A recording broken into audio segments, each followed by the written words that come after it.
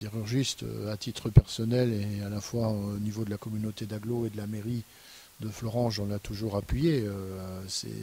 On a toujours apporté un soutien moral, logistique, financier. On a également été relais très important dans des moments importants du conflit. Je pense par exemple quand il y a eu l'aboutissement de la marche sur Paris avec le concert de l'acier, ça s'est pas fait tout seul, hein. Il a fallu le financer, il a fallu l'organiser.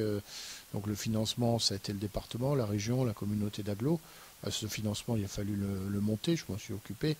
Il a fallu aussi assurer l'organisation du concert sur place, à la fois l'organisation sur les artistes, l'organisation technique, ça c'est la passerelle, et l'organisation même, puisque je dirais 48 heures avant, on ne savait encore pas où il se tenait, et même s'il pouvait se tenir.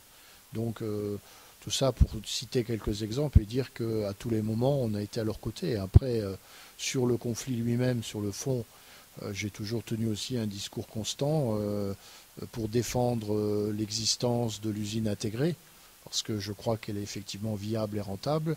J'ai également dit que ce que je pensais de l'accord du 30 novembre, à savoir que sur le papier, il contenait un certain nombre d'avancées, notamment vers l'aval, vers l'investissement, mais qui restait à concrétiser, parce qu'on sait bien ce que vaut la parole de M. Mittal, et puis qu'il y avait des aspects qui n'allaient pas, c'est-à-dire notamment la filière liquide, le projet Ulcos. Maintenant, il reste que l'accord est officiellement signé et que je vois mal le président de la République désavouer son gouvernement et ses ministres. Donc il va falloir renouer le dialogue, essayer de savoir quelles avancées sont encore possibles, par exemple sur Ulcos, de façon à sortir du conflit. Et je veux quand même souligner que sans la mobilisation de ces militants, moi, que j'admire beaucoup, ils n'ont pas obtenu tout ce qu'ils auraient voulu, et la victoire complète, mais ils ont obtenu un certain nombre de choses.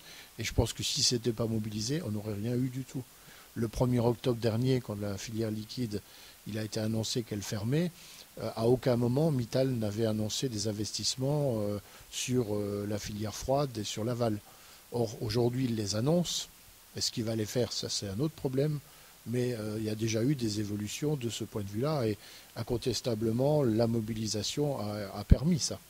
Donc, il ne faut pas considérer que c'est un échec. Et en tout cas, il faut éviter que ça dérape, il faut éviter que ça finisse dans un conflit minoritaire, et il faut vraiment renouer le dialogue et essayer d'avancer encore un peu dans la direction de ce qu'on souhaite.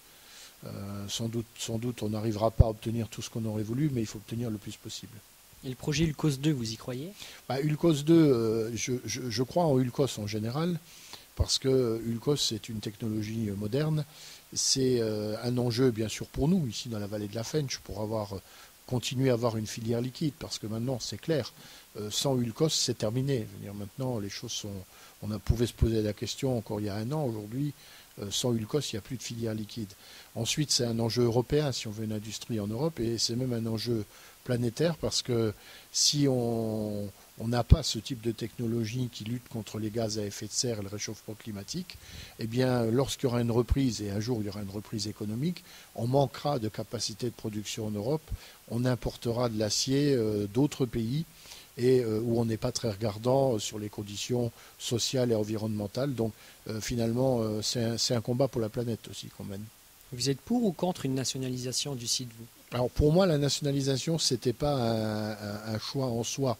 Je veux dire, une nationalisation durable, on a vu ce que ça a donné en 81. Il n'y a jamais eu autant d'installations de fermées et d'emplois supprimés que pendant la nationalisation, même si on n'a jamais autant investi que pendant la nationalisation.